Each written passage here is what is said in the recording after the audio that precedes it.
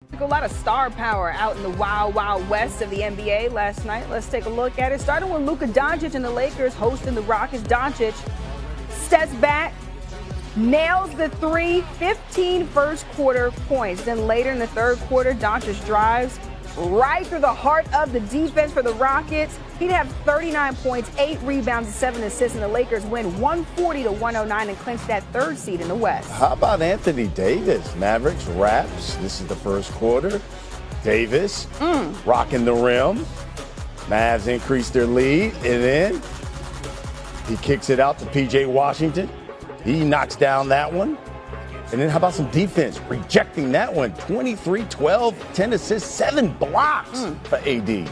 Nikola Jokic and the Nuggets at home facing the Grizzlies. Jokic zips a pass to Peyton Watson for a dunk.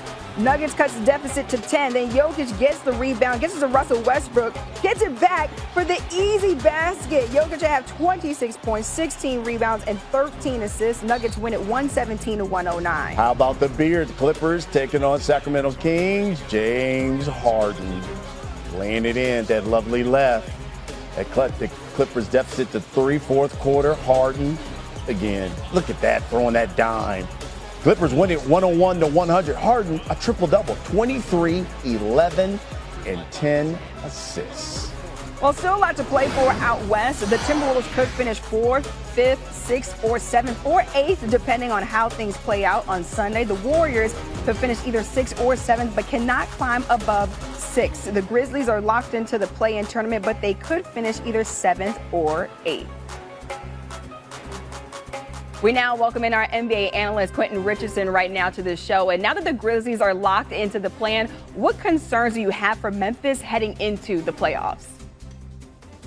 Hey, I mean, my first concern is that they fired their coach abruptly toward the end of the season. To me, I don't know how they gained that chemistry with a coach this late in the season, and he's untested in playoff situations. So that's one issue for me, that they have a brand new coach. They fired their Taylor Jenkins, who was a great coach for them.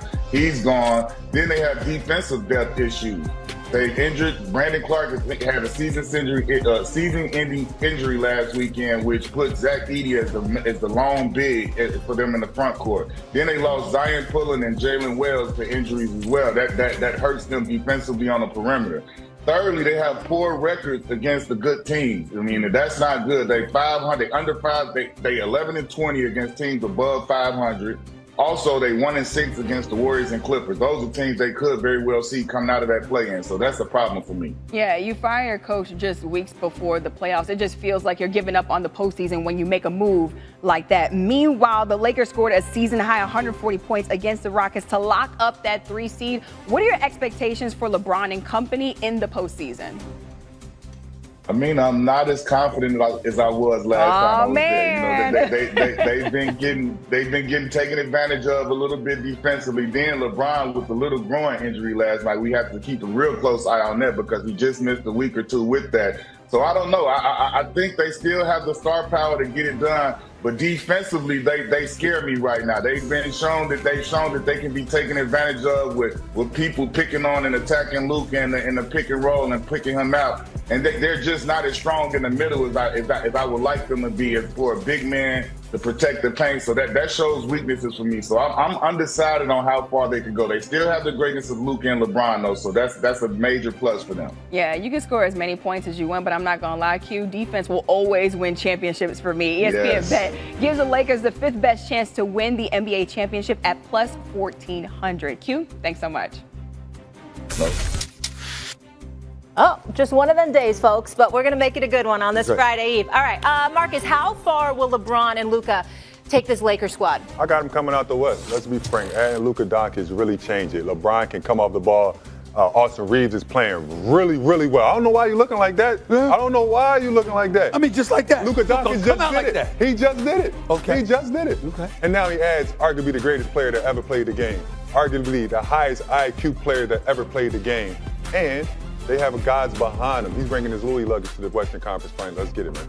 There's nothing that I'm questioning as it pertains to Luka and LeBron and what they bring to the table, that experience, their greatness, no doubt about that. And Austin Reeves has looked absolutely phenomenal. No question about it. I think he's looked like the best third option in the NBA over the last couple of months. The reason why you took me aback with your comment, and welcome to the show, by the way, my brother, but the reason why you took me aback was because I'm like, we just going to ignore what we're seeing from Oklahoma City?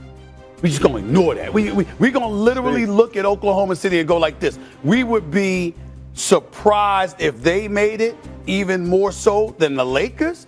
To me, that's not appreciating the greatness that we're seeing from this crew right now. I'm not even going. I wouldn't even say OKC was next. I would say the Clippers. What? I would go far and say the Warriors over OKC. What has OKC done outside of the regular season? I get that part because they lost in the Western Conference semifinals last year, but that was last year. Yeah. What about what we see in this year? Top-rated defense, superstar in SGA. I do. You see, got some young thoroughbreds. Jalen Williams can ball as well. Got some size, picked up Hartenstein and Caruso in the offseason. Got Chet Holmgren back in the lineup. I'm like, what are they missing that would make you say not only the Lakers, but the Clippers? Experience, Stephen A. Experience. They're 24. The average age of the OKC is 24 years old. Who's been to that mountaintop? Who's been to that mountaintop? Who's been through adversity on OKC? Who's been there? I'm asking you, who's been there? I understand that there's plenty of people that haven't been there and get there the first time and handle their business. I think this is going to be on the first time for them. But we got to get Perk up in here, but Perk want to get at you. Go ahead, Perk. Speak up, bro. No, I didn't hear it. I took my ILB out my ear. You should have been listening, Perk. You should have been listening to this. No, I took, hold on. I took my ILB out when he said that the Lakers going to the NBA Finals, so I didn't hear the rest of it. It was just real. I didn't want to hear the nonsense. And like my grandma say, God bless his heart, baby. He don't know no better. And I'm sick of the disrespect to the Oklahoma City Thunder. The Oklahoma City Thunder is going to the NBA Finals. They rank number one in every defensive category. They have a bona fide superstar at SGA who, by the way, is joining Michael Jeffrey Jordan this season for as guys averaging 30, shooting over 50%, doing it for 3 seasons out of their career. They have a dynamic duo, a tandem, in Isaiah Hartenstein and Chet Holmgren. Chet Holmgren, by the way, who I call the white version of Kevin Garnett. His skill set is so underrated, it don't get noticed. And here's the most important thing. They're deeper than the Pacific Ocean when it comes down to their bench, when it comes down to their roster. Every single guy on that team slide those puppies defensively. It's not one liability when you go to look at their starting 5 to their bench. This is what OKC does. They hang their hats on the defensive end. They don't care about making missed shots. They don't give a damn about that. But they got guys that can step up and make shots and have big nights. And I'm talking about the others. Just the other night, Isaiah Joe, he goes for a career high. He dropped 31. About a month ago, you have Aaron Wiggins drop a 40-piece wing dinner, all flats. And so when I think about OKC and I think about home court advantage throughout the playoffs, especially in the Western Conference, and as a guy playing at Oklahoma City, do you know how hard it is to win in that building? It's extremely hard to win in that building. Last but not least, they have, and I mentioned him earlier, the best perimeter player in basketball in SGA.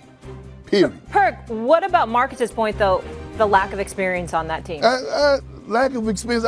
Molly, we had lack of experience when we went to the NBA Finals when I was in Oklahoma City. Serge Ibaka, 20. Kevin Durant, 21. Russell Westbrook, 21. James Harden, 20. We had lack of experience, but they do have one veteran leader in that locker room that has won the championship, though. His name is Alex Caruso. So they have experience. They went through the things that they needed to go through last year. This team is locked in. Marcus?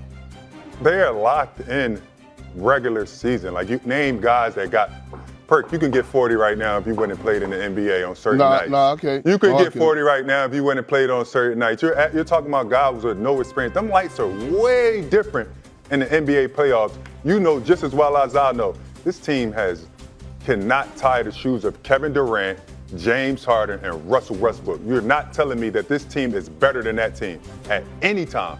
Jalen Williams is a great player. He's not a two-way guy. They don't have 3 defenders at the Lakers that they can put on each of the guys. LeBron James, AR can get a basket, and you got Luka Doncic. Luka Doncic basically sent OKC home by itself last year with Kyrie Irving. They have a way better supporting cast. I do not see how this team is better than the LA Lakers. I don't see it. Who has a way better supporting cast? And way more experienced supporting cast. The LA Lakers. Listen, you named Isaiah Hartenstein and one other guy. Who else did you name? Who? I named Isaiah Hartenstein. I named Chet Holmgren. I named Isaiah Joe. Hold on. I named Isaiah Joe. Come on, Isaiah Joe is my guy. Wiggins. Come on, no experience. I named Alex Caruso. I named Luke Dortz. And by the way, Luke Dortz needs to be in the conversation of Defensive Player of the Year. Let me shoot out a number to y'all about this right quick. Luka averaged 27.8 points a game. You know what he averaged against Oklahoma City? 16. LeBron James this season, he averaged 24.5 points a game. You know what he averaged against Oklahoma City? 12. Great stat. They have what about a coach when both together? But look, what about them together? Hold on. Let me say this to you. This is why I don't have trust in the Los Angeles Lakers. Please stop. Number one, LeBron James is not healthy, okay? Let me make that very, very clear. LeBron James is not healthy. That's why he got back up hurt. Go. You know. Don't look at the numbers. The numbers don't matter. They go out the window when it's time for playoffs. The numbers goes out the window. You talking about numbers. It's a whole different season. One at a time, guys. Yes, Go it ahead. does.